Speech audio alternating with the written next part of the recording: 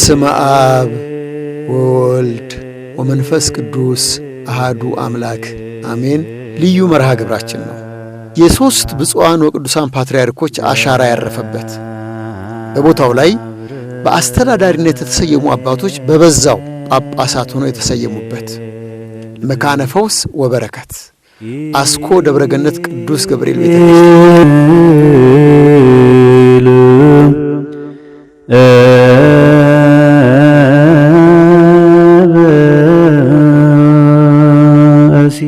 በሶስተኛው የኢትዮጵያ ኦርቶዶክስ ተዋሕዶ ቤተክርስቲያን ፓትርያርክ መናኔ ጥሪት ብፁዕ ቅዱስ አቡነ ተክለ ሃይማኖት ዘመነ ክህነት ተመሰረተ።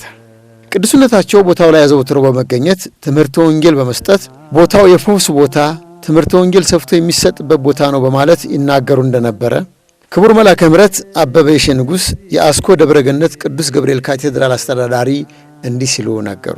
አሁን ከታሪክ እንደተረዳነው ከአባቶቻችን እንደተረዳነው ሶስተኛውን ፓትርያርክ ብፁዕ ቅዱስ አቡነ ተክለ ሃይማኖትን በዚህ ቦታ እየመጡ ይጎበኙ፣ ይጸልዩ፣ እንዲባርኩ እንደነበረ ከአባቶች ተረድተናል ማለት ነው። ቦታውም በእውነት በሚገርም ሁኔታ የፈውስ ቦታ ነው። ብዙ ድውያን ተፈውሰዋል፣ ለምጻሙ ነቅሰዋል። የበረከት ቦታ ነውና ጸበሉ ከፍተኛ ፈዋሽ ነው። የካቴድራሉ ሰበካ መንፈሳዊ ጉባኤ ምክትል ሊቀመንበር አቶ አሰበ ጌታውን በአስኮ ደብረገነት ቅዱስ ገብርኤል ካቴድራል ከምስረታው ጀምሮ የነበረውን ታሪክ እንዲህ ባጭሩ ዘከሩልን። የደብረገነት ቅዱስ ገብርኤል ቤተክርስቲያን ሲመሰረት ጀምሮ ቀደም ሲል ረጅም ጊዜ ይህ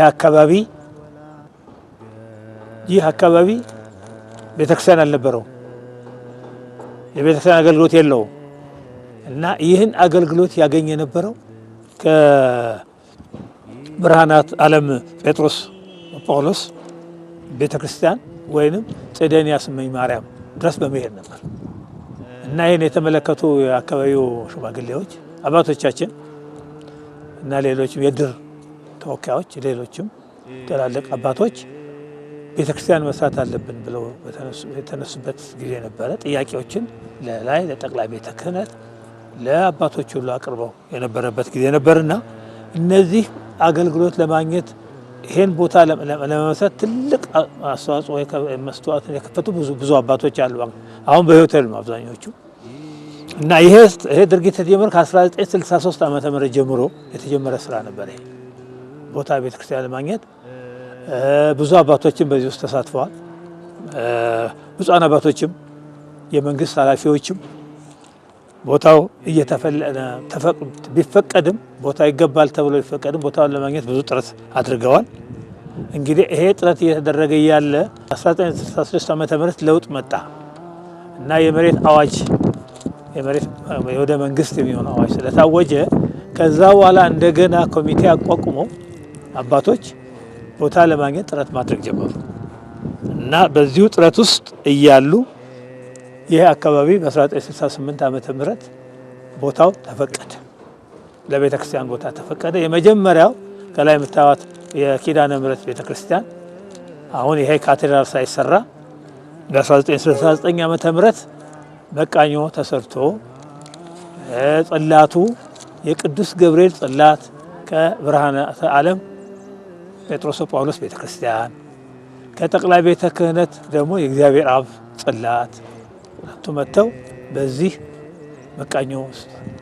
መቃኞ ቦታ ተባርኮ እዛ ቦታ የቤተክርስቲያን ስራ ተጀመረ። የካቴድራሉ ቄሰ ገበዝ መልአከ ፀሐይ አለቃ ደጉ በቀድሞ ጊዜ ስለነበረው አገልግሎትና የካህናቱ አንድነት ይሄን ነገሩ።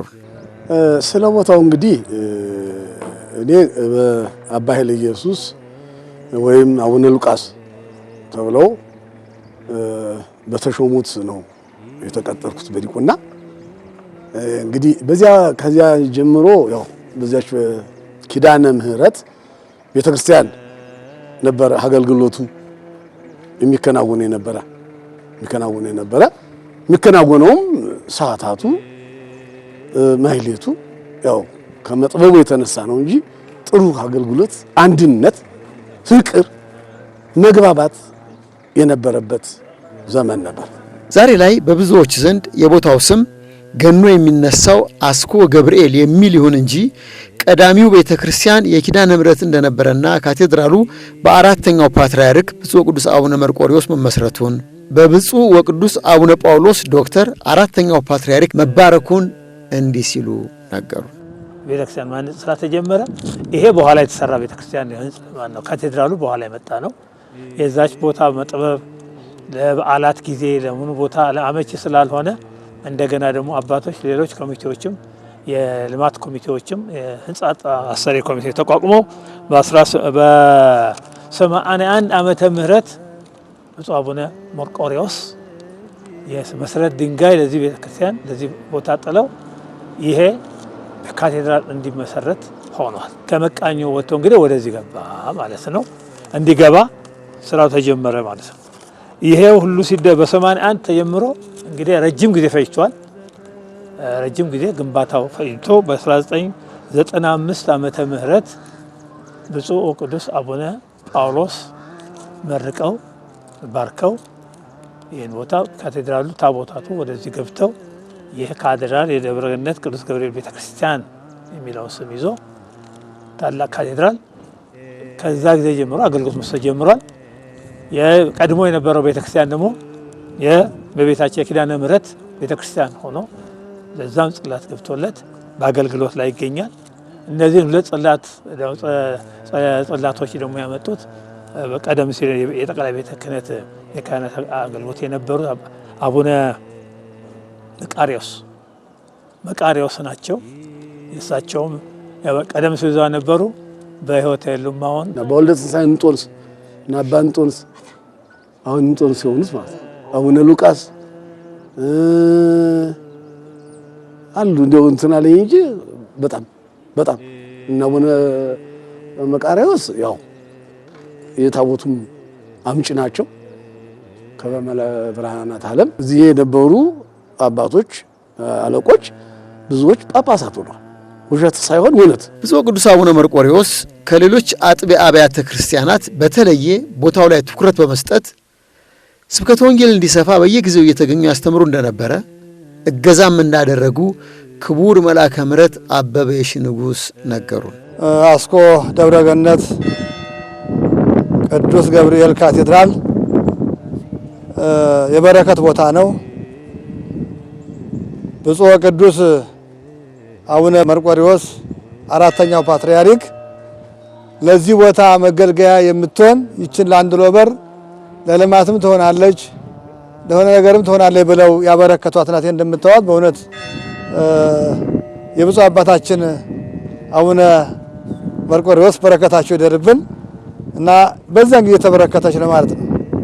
አቡነ መርቆሬዎስ ግን እኔ በነበርኩበት መልካም ለዚህ ካቴድራል ጥሩ እንዲገለገል ብሔርተኝነት፣ ዘረኝነት እንዳይኖር እዛች ወንበር ተቀምጦላቸው ይመክሩ እንደነበረ አይዟችሁን ይሉ እንደነበረ ይህንን አስታውሳለሁ። ብፁዕ ወቅዱስ አቡነ መርቆሬዎስ እንደ ነቢይ ካህናቱ በወንዝ ሳይለያዩ ዘረኝነትን በመጸየፍ በፍቅር ሆነው እንዲያገለግሉ አጥብቀው ያስተማሩ ቢሆንም በቅርብ ጊዜ ግን የመልካም ነገር ጠላት እንክርዳድ ይዘራ እንደነበረ ሰማን። አሁን እንግዲህ በቅርብ ጊዜ በተለይ ከዛሬ ዓመት ጀምሮ ከዛሬ 2 ዓመት ጀምሮ አለመግባባት፣ አለመታዘዝ፣ ዘረኝነት በእውነት አለመታዘዝ ዲያቆኑ ሊቀ ዲያቆኑን የማይታዘዝበት ዘመን ቄሰ ገበዙ ሲያዝዝ ቄሰ ገበዙ ምክንያቱ ምንድነው? የመለያየት እንጂ እኮ ስራውን በስነ ስርዓት በፍቅር እኔ በመግባባት ከዲያቆኖችም ከቄሶችም ከአባቶቼ በመግባባት ቅዳሴውም እንደተጠበቀ ነው። ሰዓታቱም ከላይም ከታችም እያስገለገልኩ ሰዓታቱም አልተጓደለም። ተለያየን ተብሎ የተጓደለ አገልግሎት የለም። አዎ በካህናቱ አሁን ነው ትንሽ እየሰፋ የመጣ እንጂ ከዛ በፊት በእኛ ዘመን ማለት ለመናገር ብዙም ልዩነት አልነበረም። በአንድነት ነው ነበር የምናገለግለው። ከተወሰነ ወዲህ ጊዜ ግን ወዲህ ልዩነት አለ። ይሄ ጎጣኝነት ያው ዘረኝነት የሚባል መጥፎ በሽታ መጥቶብን እንደ ቫይረስ ማለት ይቻላል ለመናገር እና አሁን የኛንም ራሱ እግዚአብሔርን በፍቅር ሆነን እንዳናገለግል መሰናክሉ ነውብን በውስጣችን ያልሆነ ሾህ ያልሆነ እንትን እንዲገባ እየተደረገ የመጣ ከጊዜ ወዲህ የመጣ ክፉ መንፈስ ነው ማለት ይቻላል። ሊቀ ጠበብት ሀብታሙ ገላው የአስኮ ደብረ ገነት ቅዱስ ገብርኤል ካቴድራል የቀድሞ ካህናት አገልግሎትና በቅርብ ጊዜ ከ2 ዓመታት በፊት ያለውን ሁኔታ እንዲህ ያነጻጽሩታል። የመላእክት አገልግሎት እንግዲህ አባታችን መልአከ ገነት እንደተናገሩት ሰፊ አገልግሎት ነው የሚሰጠው። እንደውም ስለ አስኮ አገልግሎት አንድ 3 አባቶች ትኩረት ያደረጉበት ነበረ። ስማቸውን ባልዘረዘር አባ ተክለ ማርያም አመኘ ሊቃውንት በመቀጠር እዛ ደግሞ መላክነት አባ ገብረ ሚካኤል አሁን ከሀገረ ስብከቱ ያሉት እነዚህ አትኩረውት ስለ አስኮ እነሱ ይመሰክሩ ነበር። እኔም አልቀጠበውት የሆንኩት በአባ ገብረ ሚካኤል ጊዜ ነው። ከዚያ ጀምሮ የአስኮ አገልግሎት ዳር እስከ ዳር ሰረቀ ፀሐይ ስንክሳር ቀርቶ አርኬ የማይታጎልበት ቦታ ነው። ይሄ ቦታ አርኬ ማለት ነው። ስንክሳር ተነቦ አርኬ አዲስ ነገር ነው። አዎ እስከዚያ ድረስ አባቶቻችን እዚህ የሰሙ እና ዞሮ ዞሮ ምን ለማትፈልጌ ነው አገልግሎቱ ከምንም ሆነ ግንኙነት የሌለው ራሱን ችሎ እኛም ሀገረ ስብከት የላከን ድርሻችን ስራ ድርሻ እንድትወጣ የሚለው ጉዳይ ነው። አዚያ ይመለከታል። ሲመጡ አንዳንድ ያጴሩን የከፋ የሚሉት አይደለም። ከእግዚአብሔርም ተማርነው አባቶቻችንም ከዘረኝነት የጸዳ አገልግሎት ምንም ሌላ ዘር ከማይጠፋ ዘር እንደተወለደ ስራችን ክርስቶስ ስለሆነ በዚህ ነው የምናገለግለው። እስካሁን በዚያም አልተቋረጠም። እስካሁን ተቋርጦ አያውቅም። በወንዝ መለየት ነበረ። በወንዝ ነው የምንለው፣ ጎጥ ነው የምንለው አይደል? አማርኛው ነበረ። በዚያም ሁሉ ግን እያለ ማየቱን አልተቋረጠም። አገልግሎቱ ተቋርጦ አያውቅም። እንግዲህ መባህን በመሰዊያ ላይ ብታቀርብ በዚያም ወንድምህ በአንተ ላይ አንዳች እንዳለው ብታስብ በዚያ በመሰዊያው ፊት መባህን ትተህ ሂድ። አስቀድመህም ከወንድምህ ጋር ታረቅ። በኋላም መጥተህ መባህን አቅርብ። ፈጣሪ ዓለማት አምላክ ወልደ ማርያም ኢየሱስ ክርስቶስ ከመባ በፊት ፍቅር መቅደም እንዳለበት ከዚያ ውጭ ሆነ የምስጋና መባ፣ የገንዘብ መባ፣ የስግደት፣ የጸሎት፣ የጾም መባ መሰረቱ ፍቅር ካልሆነ በትንቢተ ዘካርያስ ምዕራፍ 7 ላይ የተጻፈው ጾምና ሱባኤ እንደሚሆን ያሳየናል። እንግዲህ ያው እንደ ሰው እንደኛ ቅዳሴውም ይቀደሳል፣ ማህሌቱም ይቆም ነበር።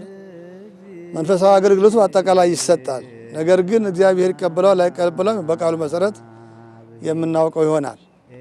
ምክንያቱም ግን በመካከላቸው ችግር እንደነበረ ነው አሁን መገለጥ ያለበትና ያንን ነው እኛ ስጋውን እየፈተትን ለምእመናን እያቀበልን ደሙን እየቀዳን ለምእመናን እየሰጠን ወንጌል እየሰበክን እኛው ተቀያይመን ተከፋፍለን እንዴት ይሆናል? ያው እግዚአብሔር ፍቅር ስለሆነ የፍቅር አምላክ ስለሆነ እግዚአብሔር ነው። እግዚአብሔር እንደው ማግኘት የምንችለው ሀገራችንም ወደ ሰላም ማሻገር የምንችለው የተለያየ ነገር ማግኘት ፍቅር ስናገለግል ነው። ፍቅር ክርስቶስ ራስ ስለሆነ በፍቅር ሆነን እናገል። እሱም እግዚአብሔርም ተከተልን የምንል ከሆነ እግዚአብሔር አማኞች ከሆነ ደግሞ እኛ ከቤቱ ከመድረሱ ከመት ከሆነ በፍቅር ስናገለግል ህዝቡ እኛን ይከተላል። እግዚአብሔር ደስ ይለዋል፣ መላእክትም ደስ ይላቸዋል። እግዚአብሔር ብቻ አይደለም፣ በፍቅር ስናገለግል እኮ እግዚአብሔር ብቻ ሳይሆን መላእክትም ደስ ይላቸዋል፣ ሰውም ደስ ይለዋል። ስለዚህ እንደዚህ ከሆነ ደግሞ እኛ የምንሰራው ሰዎች ስራ መልካም ከሆነ ሰዎች ይከተሉ ተከታይ እናገኛለን። እርስ በርሷ የተለያየች መንግስት እንደማታ እርስ በርሷ የተለያየ ቃል እግዚአብሔር ደግሞ መልስ የለውም፣ መልስ አይሰጥም ማለት ነው። ስለዚህ እኛ ስናገለግል ነው ከእግዚአብሔር የተላከ አንድ አባት እስከምናገኝ ድረስ እግዚአብሔር እንደኔ የሚለው ለዚህ ቦታ እስካላከል ድረስ እየጠበቅን ነበር። መልሱም ከእግዚአብሔር እንጠብቅ ነበር። ወይም ከሀገረ ስብከቱ የመጀመሪያው ከእግዚአብሔር ነበር የምንለምነው። ሲቀጥል ሀገረ ስብከቱ ይሄን ቦታ የሚያለማ እኛን አንድ አድርጎ የሚያስተዳድር አለቃና ጸሐፊ እስከሚልክልን ድረስ ደጅ እየጠናን ነበር። ከዚያ ወዲህ ግን እንደተባለው ሲነገር የቆዩ አባቶች ከመጡ ጀምሮ መለያየቱም ጠፋ።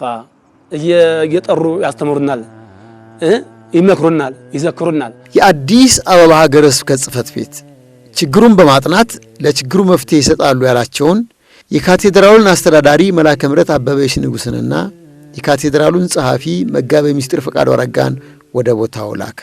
እንግዲህ መልካም ያው እንግዲህ እኛ ስንመጣ በተለየ መልኩ ያው እኔም ከእግራቸው ስር ተከትየን የመጣሁት። ስንመጣ ግን ያው የመጀመሪያው አመጣጣችን እንደማንኛውም ሰው እንደው ሂዱ በዚህ ቦታ ስሩ የሚለው ጉዳይ ብቻ ደብዳቤ ወጥቶ ተጠርተን ሳይሆን በተለየ መልኩ ከአዲስ አበባ ሀገረ ስብከት ከብፁዕ ሊቀ ጳጳሱ ከብፁዕ አቡነ ሕርያቆስ የአዲስ አበባ ሀገረ ስብከትና የሀዲያና ስልጤ አህጉረ ስብከት ሊቀ ጳጳስ ልዩ ትእዛዝ ቦታው ላይ በነበረው ችግር ምክንያት የተነሳ እዚህ ቦታ ላይ ሄዳችሁ ሰላሙን ማምጣት የምትችሉት እንደ ልማታዊ እንደ ሰላማዊ እንደ ወንጌላዊ ክቡር መልአከ ምሕረት ቀሲስ አበበ ንጉሥ የጃቲ ኪዳነ ምሕረት አስተዳዳሪ አንተ ደግሞ በዚህ ቦታ ላይ እዚያ ቦታ ሄዳችሁ በጋራ ተከባብራችሁ ተረዳርታችሁ ተሳስባችሁ የምትሰሩበት ቦታ ስለሆነ እናንተን ቤቱ መርጧል። ከቋሚው ሲኖዶስ ጀምሮ ነው ምርጫው የተካሄደውና ይሄን ነገር አድርጉ ተብለን የመጣ ነው። ቀድሞ በነበረው ነገር ላይ ቦታው ላይ ሰላም እንዳልነበረ፣ ሰላም ማጣት፣ አንድነት ማጣት፣ ፍቅር ስላልነበረ ሁሉም በየራሱ የራሱን ብቻ ይዞ እንደውም እንደ አንዳንድ ምሳሌ የጎበዝ አለቃ አይነት ምሳሌ ሁሉ ተደርጎ ይነገር ነበር። ያንን ነው እንግዲህ ወደ ሰላሙ ወደ አንድነቱ ስንመጣ ቅድሚያ በሰው ላይ መስራት ስለነበረ ሰው ላይ ከተሰራ ልማቱ ሁሉ ይመጣል። መጀመሪያ የሥላሴን ሕንጻ ማልማት ነው። ከዚያ በኋላ በሰዎች ላይ ነው መስራት ያለበት ብለን እኔም አባታችንም ስንመጣ እቅድ ይዘን ይመጣል። እንደዚሁ አይደለም ይመጣ ነው። ምንድነው ማድረግ ያለብን ሲባል መጀመሪያ የቦታውን ሰላም እንዴት አድርገን እናምጣ የሚለው ነገር ነው ያደረግነው። የቦታውን ሰላም ለማምጣት ከውስጥ ካለው ነው የምንጀምረው። ምክንያቱም አሁን ሁልጊዜ ችግሮች ወይንም ደግሞ እንደዚህ አይነት ግጭቶች ሲመጡ ውስጣዊና ውጫዊ የሚባሉ ነገሮች አሉ። ከውስጥ ያለውን ነገር ማጥራት ከዛ በኋላ ወደ ውጭ መመልከት ነው። ውስጡን ስንመለከት በካህናቱ ውስጥ ያለው ልዩነት ወደ አንድነት ማምጣት ግድ ያስፈልጋል። ወደዚህ ካቴድራል ስንመጣ በውጭም እንደሰማነው ከገባንም በኋላ እንዳገኘነው የሰላም ችግር እንዳለበት ማህበረ ካህናቱ ተከፋፍሎ እንደነበረና ይህም ችግር ገጥሞት ለልማቱም እንቅፋት ሆኖ ታውከው ነው ያገኘናቸው። እንደመጣን ከሰበካ ጉባኤው ጋር በመመካከር ከልማት ኮሚቴው ጋር በመነጋገር እንዳስተዳደርም በመነጋገር በመወያየት ችግሮቹን ለመፍታት ባደረግነው ጥረት ማህበረ ካህናቱን በመሰብሰብ በማወያየት መፍትሄ በመስጠት ሰንበት ትምህርት ቤቱን በማወያየት መፍትሄ በመስጠት ስብከተ ወንጌሉን በማወያየት መፍትሄ በመስጠት የጥበቃ ሰራተኞችን በግል በመወያየት መፍትሄ በመስጠት እንዲሁም ችግር አለባቸው የተባሉ ሰራተኞችንም በግል በመጥራት በማስተማር ከልማት ኮሚቴው ጋርም በመነጋገር በመወያየት መፍትሄ ባጭሩ መፍትሄ ሰጥተናል። መፍትሄው ምንድነው የነበረው? ችግሩ ምንድነው የነበረው? እንደው በሚገርም ሁኔታ በዚህ አንተ የዚህ ሀገር ሰው ነህ፣ አንተ የዚህ ሀገር ሰው ነህ በመባባል በማይጠቅም በማይረባ ለውጥ በማያመጣ ነገር ተከፋፍለው ነው ያገኘናቸው። ሰናይ እገሪሆሙ ለእለ ይዜኑ ሰናይ ዜና። እኛ ደግሞ እንደመጣን በተለይም ተከትሎኝ የመጣው ዋና ጸሐፊ መጋቢ ምስጢር ፍቃዱ ጋር በመወያየት እኛ ሀገራችን ኢትዮጵያ ነው፣ ዘራችንም የአዳም ዘር ነው፣ ወዳጃችን ስራውን አክብሮ የሚሰራ ሰው ነው፣ ጠላታችንም ስራውን የማያከብር ሰራተኛ ነው በሚል መርህ ለማህበረ ካህናቱም ለሕዝቡም ገለጻ ካደረግን በኋላ በዚሁ አግባብ በተከታታይ ስራችንን በገባነው ቃል መሰረት እየሰራን እንገኛለን። በዚህ ሁኔታ ከፍተኛ ለውጥ ተገኝቷል። ምክንያቱም እኛ እንዳስተዳደር አባቶቻችን የሰጡን ኃላፊ ለመወጣት ቅዱስ ጳውሎስ ለጢሞቴዎስ እንደነገረው በምዕራፍ 6 ቁጥር 20 ላይ የሚገኘውን ኃይለ ቃል መነሻ ማድረግ ልጄ ጢሞቴዎስ የዚህን ዓለም ጣጣ፣ የዚህን ዓለም ፍላጎት፣ የዚህ ዓለም መምሰል ተውና የተሰጠህን አደራ ጠብቅ ባለው ቃል መሰረት እኛም አባቶቻችን የሰጡንን አደራ ተቀብለን ሁሉንም ሰራተኛ በአግባቡ እንደ ሰራተኛ አክብረን ልማት ኮሚቴውንም እንደዚሁ በአግባቡ አክብረን ሰበካ ጉባኤው በጣም ቀናዎችና ስጋውን የበሉ ደሙን የጠጡ መንፈሳዊ አባቶች ናቸው። ከነሱ ጋር በመመካከር ችግሮችን ቀርፈን አሁን በአሁኑ ሰዓት በካቴድራሉ በፍጹም ሰላም ሰፍኖ ይገኛል። ለዚህም የመጀመሪያው ጥሪ ከተደረገ በኋላ ትዝ ይለኛል በወንጌል አገልግሎት ነው የጀመርነው። የወንጌሉም ስብከት እስመ ዘድህሬ ረስ ወዘቅድሜ የሚል ወዲየገን የምትለዋን የሐዋርያው ቅዱስ ጳውሎስን መልእክት ፊልጵስዩስ ያለችው መነሻ አድርገን በኋላ ያለውን እየረሳው ወደፊት ወዳለው እጄን ዘረጋለሁ የሚለውንና ከዚያ በኋላ የቆሮንቶስ ቤተክርስቲያን በመከፋፈሏ ከሰረች እንጂ አልከበረችም። ስለዚህ በመከፋፈል በመለያየት ምንም የምናተርፈው ነገር የለም። ፍቅር ግን ሲኖር ዋጋ አለው። ያለ ፍቅር የሚደረግ አገልግሎት ሁሉ የሞት አገልግሎት ነው። ስለዚህ ይሄንን ይዘን መስዋዕቱም የሚያርገው ጸሎታችንም የሚደመጠው ጥያቄያችንም የሚመለሰው እንባችንም የሚታበሰው እኛም ለሕዝቡ ሁሉ በእውነት እንግዲህ እንደራሴ ሆነን ከእግዚአብሔር ጋር ምናስታርቅ ካህናቶች ነን ካለን ፍቅርና ሰላም አንድነት ሊኖረን ይገባል። ካለበለዚያ አገልግሎታችን የሞት አገልግሎት ነው በሚለው መሪ ቃል ነው አባታችን ይሄን ይዘው ተነሱ። ይሄ ትምህርት እንዲሰጥ አዘዙኝ። ለ15 ደቂቃ ትምህርተ ወንጌል በእግዚአብሔር መንፈስ ቅዱስ ሚስጥር ገላጭነት ሊቃውንተ ቤተክርስቲያን ባሉበት ትምህርቱ ተሰጠ። አባታችን ሰፊ የሆነ ማብራሪያ ከሰጡ በኋላ እኔን ትምህርቱን አስተምሬ በዚያ ወደ አንድነቱ መጣን። በሂደት ገልጸውታል እሳቸው ክፍሉ እየጠራን አነጋግረን ወደ ሰላሙ መተናል። ይሄን ነገር ነው ያደረግነው። ከዚህ በፊት የነበረው ነገር 1.7 ወደ ኢኮኖሚ ስንመጣ በአካውንት ውስጥ የነበረው ነገር ይሄ ነው። አለመግባባት ካቴድራሉን ከመንፈሳዊ በረከት ባሻገር ሌላውንም በረከት ጎድቶበት እንደነበረ ሰማን። ከዛ በፊት የነበረው ነገር እጅግ አስቸጋሪ ነበር። ኑሮም ከእጅ ወደ አፍ ነው። ካህናቱም ስጋት ውስጥ ነበሩ። ምክንያቱም ደሞዙ አሁን እዚህ ውስጥ ያለው የሰው ኃይሉ ብዛት በቁጥር በጣም ብዙ ነው። ከ155 በላይ ሰራተኛ አለ። ይሄን ሰራተኛ እንግዲህ በምን አይነት መንገድ ነው መምራት የሚቻለው ሲባል እንደተባለው አስቸጋሪ ነው የሚሆነውና ለአስተዳደሩም ይሄ ጫና ነው። ትልቅ እንግዲህ ጫና ነው። ስለዚህ ወደ እንትኑ ስለገባን እኛም ጫናው ስለገባን እስኪ ወደ አንድነት እንምጣና ይሄን እንስራለን። ሰላም ሲመጣ ደግሞ ምእመኑም እየመጣ ያው በጎ አድራጊዎችም እየበረቱ አስራቱም በኩራቱም እየበዛ መጣ። ያ ብቻ አይደለም፣ ራሱ የገንዘቡ አያያዝም ተለውጧል። ቆጠራው ሲደረግ የሚደረገው ቆጠራ በባንክ ቆጠራ ነው የሚደረገው። ባንክ መጥቶ ቆጥሮ በትክክለኛው መንገድ እዛ ላይ ሄዶ ነው ይሄን የሚያደርገው። እንደገና የሰበካው ጉባኤ ምክትል ሰብሳቢው ጀምረው ክቡር አባታችን ባሉበት ማንኛውም የሰበካው ጉባኤ አባል በቆጠራው ሰዓት በገንዘብ ቆጠራውም በንብረት ቆጠራውም አይለዩ። ሁሉም ነገር እያንዳንዷ አንድ በአንድ እየተመዘገበች ነው የምትገባው። ስለዚህ ማንም እጁን ወደዛ የሚሰድበት ነገር የለም። ስንመጣ እንደተባለው ካቴድራሉ አካውንት ውስጥ የነበረው የገንዘቡ መጠን ወደ 1.6 ወይንም 7 ይደርሳል። እኛ ግን በቆይታችን ያው ሐምሌ 1 ቀን 2017 ዓመተ ምህረት ነው የመጣ ነው። ከዚያ በኋላ ወደ 8 ሚሊዮን ብር ደርሷል። ዛሬ ላይ በካቴድራሉ ስላለው ሰላም የቅድስት ቤተክርስቲያን ኃላፊዎችና የመንግስት መስሪያ ቤት ኃላፊዎች ምን አሉ? አሁን እግዚአብሔር ይመስገን አሁን ደህና ነው። አሁን ያለው ጥሩ ነው። በመጡት አስተዳዳሪ በመላከ ገነት በመላከ ምህረት አበበሽ ንጉስ በክቡር ጻፊያችን አሁን ጥሩ ነው። እንዲያውም ችግር ቢኖርም እውነት ለመናገር ችግር አለ ተብሎ አገልግሎቱ አልተቋረጠም። እኛ ውስጣችን ጸሎታችን ቅድመ እግዚአብሔር ባይደርስም የኛ ለምእመናኑ ግን ደስ ይላል። አገልግሎቱ አልተቋረጠም ብለው የውጭ እንጂ ውስጣችን ማለት ግን ነው። ካቴድራሉ ጥሩ ሰላምና ፍቅር ላይ ነው ያለው። እንግዲህ ይሄንን ያው ብፁዕ ሊቀ ጳጳስ አቡነ ሪያቆስ የአዲስ አበባና የሀዲያና ስልጤ ሀገረ ስብከት ሊቀ ጳጳስ እንደዚሁም ብፁዕ ጠቅላይ ስራ አስኪያጁም ሁሉም ይሄንን ቋሚ ሲኖዶሱም ሁሉም ቦታው ሰላም በመሆኑ ደስተኞች ናቸው። ልዩ ክትትል እያደረጉበት ነው። ቦታው የስጋት ቦታ ቀጠና ተብሎ ይታወቅ ነበር። የስጋት ቀጠና ተብሎ በሚደንቅ መልኩ እኛ ከመጣንበት ሰዓት ጀምሮ ይሄ የስጋት ቀጠና የሚለው ስም ጠፋና ከኮልፌ ቀራኒዮ ክፍለ ከተማ ሰላምና ጸጥታ ጽሕፈት ቤት ፖሊስ መምሪያ፣ ከጉለሌ እንደዚሁ ሰላምና ጸጥታ ፖሊስ መምሪያ፣ ከወረዳ 5 ሰላምና ጸጥታ ቢሮ በሚደንቅ መልኩ 3 የምስክር ወረቀት አሁን በተከታታይ ተሰጥቶናል። ቦታውን ሰላም ከማድረግ አንጻር፣ አንድነቱን ከማጽናት አንጻር ለቦታው ሰላም፣ ፍቅር፣ አንድነት ስለዚህ ሁሉም በሰላም እየተከናወነ ነውና በርቱ የሚል ጥሩ የሆነ ማበረታቻ ሁሉ ተሰጥቶናል። እግዚአብሔር ይመስገን። ይሄ ነው። አቶ ፀሐይ ይግዛው ይባላሉ። የአስኮ ደብረ ገነት ቅዱስ ገብርኤል ካቴድራል የልማት ኮሚቴ ሰብሳቢ ናቸው። የካቴድራሉ ልማት ምን እንደሚመስል ይሄን ነገሩ። እንግዲህ የአጋጣሚ ነገር ሆኖ እኔ ወደዚህ ልማት ኮሚቴ የመጣሁት በ2008 ዓመተ ምህረት ነው።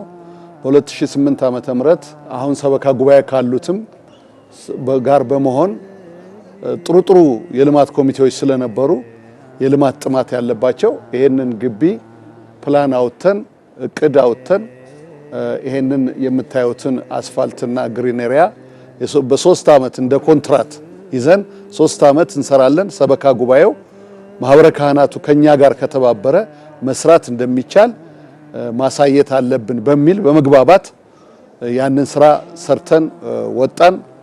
ከዛ በኋላ ደግሞ በታሪክ አጋጣሚ እንደገና አሁን ከ2017 ግንቦት ወር ጀምሮ እስካሁን እስካለበት ድረስ ይሄንን 6 ወር አሁን ካለው ሰበካ ጉባኤ ጋር በመሆን ይሄን ስራ ጀምረናል። እንግዲህ ይሄንን ስራ ስንጀምር በፊት በነበረው አሰራር በነበረው እቅዳችን ያልተፈጸሙ እቅዶች ነበሩ። ጊዜውን የዋጀ የልማት እንቅስቃሴ መሰራት ስላለበት እቅዳችንን በመነጋገር ከማህበረሰቡ ምን ይፈልጋል፣ ምእመኑ ቤተክርስቲያን ምን ትፈልጋለች፣ ማህበረ ካህናቱ ምን ይፈልጋል፣ ወደፊትስ ይሄ ነገር እንዴት ነው መሆን ያለበት፣ በምንድነው የገቢ ምንጩስ መሻሻል ያለበት በማለት በማቀድ ብዙ እቅዶችን አውጥተን እግዚአብሔር እስከፈቀደልን ድረስ ሰራን። ዘመናዊ ትምህርት ቤት፣ የአብነት ትምህርት ቤት፣ የካህናት ማረፊያ እንዲሁም ደግሞ ሆስፒታል፣ ባንኮች፣ ኢንሹራንሶች እንዲሰሩ እቅድ አውጥተን ነበረ። በወቅቱ እንግዲህ በተለያዩ ምክንያቶች እነዚህ እቅድ አስፈጻሚ ስለሚያስፈልጋቸው ሳይሰሩ ቆይተዋል። አሁን ደግሞ ከመጣን በኋላ የመጣንበት ጊዜም ጥሩ አልነበረም። ቅድም እንደተገለጸው በክቡር አባታችን በክቡር ጻፊና በዋና በምክትል ሰበካ ጉባኤው በተገለጸው መሰረት ችግሮችን ፈተን ዘመናዊ ቢሮ ስለሌለው እንዳያችሁት ቢሮ ደረጃውን የመጠነ ባለመሆኑ ይሄን ቢሮና ሁለገብ አገልግሎት የሚሰጥ የጽዳት አገልግሎትም ሌሎችንም ሊሰጥ የሚችል ህንፃ ጀምረን እግዚአብሔር ይመስገን አሁን G+1 ላይ ደርሰናል። ይሄንን እንግዲህ እየሰራን ነው። በዚህ የልማት እንቅስቃሴ ውስጥ የሚካተቱ ነገሮች ብዙ ነገሮች አሉ። ይሄ መጀመሪያው እቅድ ነው። ልማት በተመለከተ በእውነት ከዚህ በፊት እናቶ ፀሐዬ ስመጥር ናቸው እንሰማ ነበር። ለልማቱ ይሄን ግቢውን ሁሉ ሰርተው ያስረከቡ እናቶ አሰበ አበበ በጣም ደጋግ ሰዎች በእነሱ ዘመን የተሰራ ነው ይሄ የምናየው አውደ ምሕረት። እኛ ስንመጣ ደግሞ G+3 የሆነ ሁለገብ ህንፃ ጀምረው ነው ያገኘናቸው። መሰረታ ወጥተው ጀምረው ያገኘናቸው። ያንን ለማስፈጸም ተመካከርን። እኛም ከልማት በላይ ምንም ነገር የለም በሚል ከሰራተኛው ደሞዝ የተረፈው ለልማት ነው የምናውለው። በተጨማሪ ከምዕመናን እናስተባብራለን። አሁን ልማቱ የታችኛው ስቶር የያዘ ላውንደሪ ቤት የያዘ ሻወር የያዘ የጥበቃ የሰራተኛ ቢሮ የያዘ በልዩ መንገድ እሱ ተከናውኖ አሁን ወደ ላይኛው ወደ አስተዳዳሪው ቢሮ ደርሰናል። እሱ እስላም ሞልተናል። ሁለተኛው እስላም ደግሞ ለመሙላት በዝግጅት ላይ ነው ያለነው። G+3 ነው እቅዳችን። በጥሩ ሁኔታ እየተንቀሳቀሰን ያለው ልማቱ በእውነት ሰበካ ጉባኤውም ለዚህ ልማት ወደ ኋላ ያለም የተረፈውን ለልማት ነው የሚያውለው። አስተዳደሩም ለዚህ ጉዳይ እንቅልፍ የለውም፣ አይተኛም፣ አይደክምም። ሁልጊዜ ልማቱን ይጎበኛል፣ ያያል። ልማት ኮሚቴውንም በርቱ ይላል። የቀደሙ ቅዱሳን ፓትርያርኮች አስኮ ደብረ ገነት ቅዱስ ገብርኤልን መካነ ፈውስ እንደሆነ ስብከተ ወንጌልም እንዲስፋፋበት የበኩላቸውን አሻራ ጥለው አልፈዋል። ዛሬ ላይ ስብከተ ወንጌል ምን እንደሚመስል የደብሩ ሰባካያን ወንጌል ይሄን ነገሩ።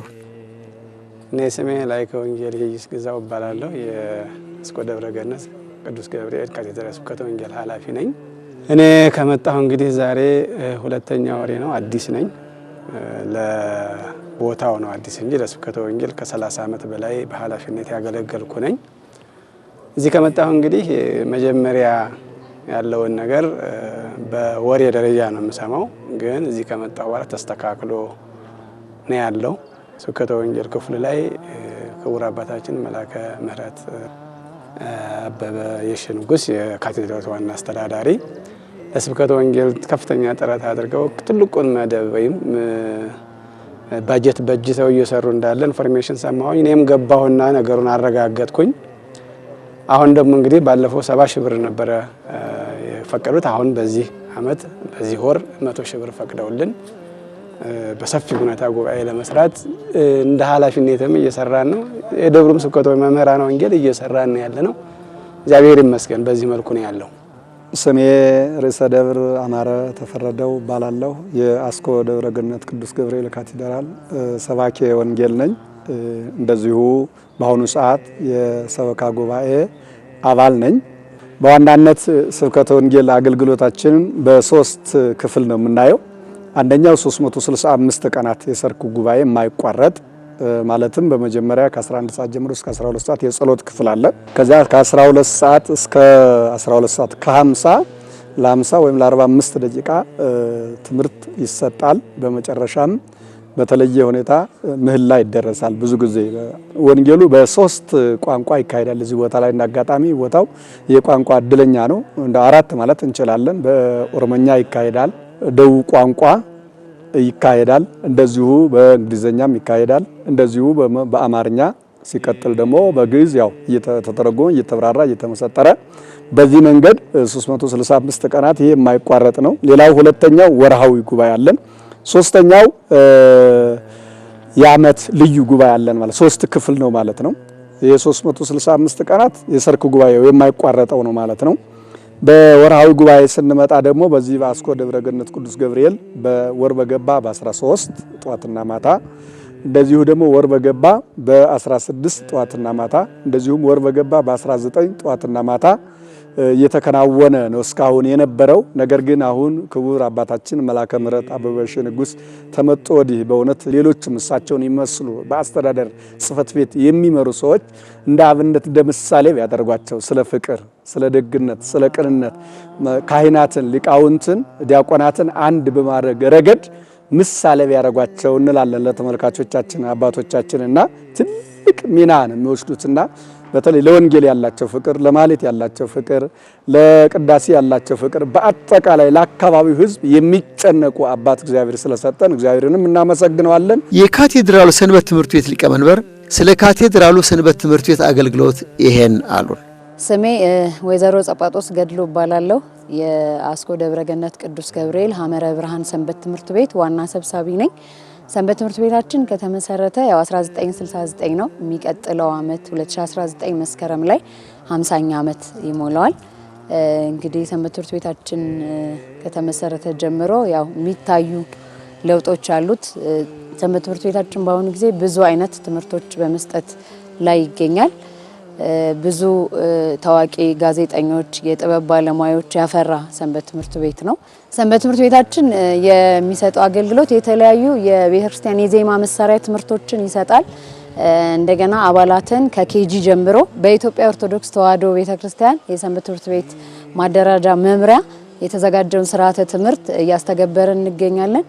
ሌላው በሰንበት ትምህርት ቤታችን የደቡብ ቋንቋ ተናጋሪ አባላቶችን ጭምር ሰብስበን ትምህርቶችን እንሰጣለን።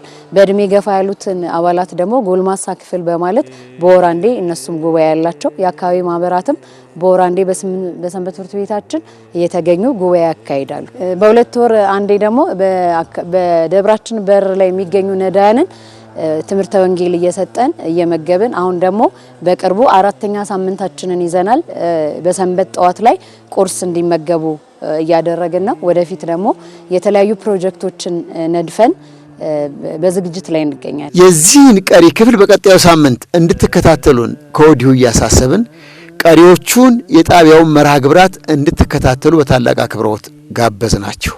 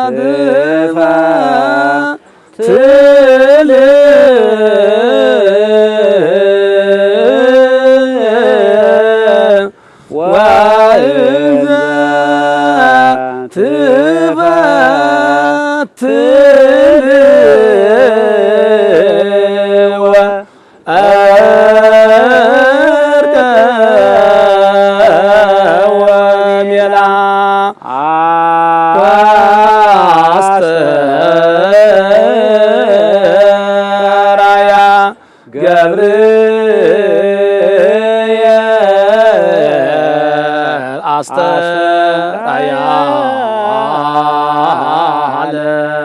ማርያም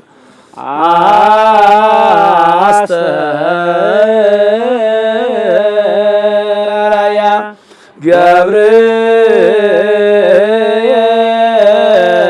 ገብርኤል አስተራያ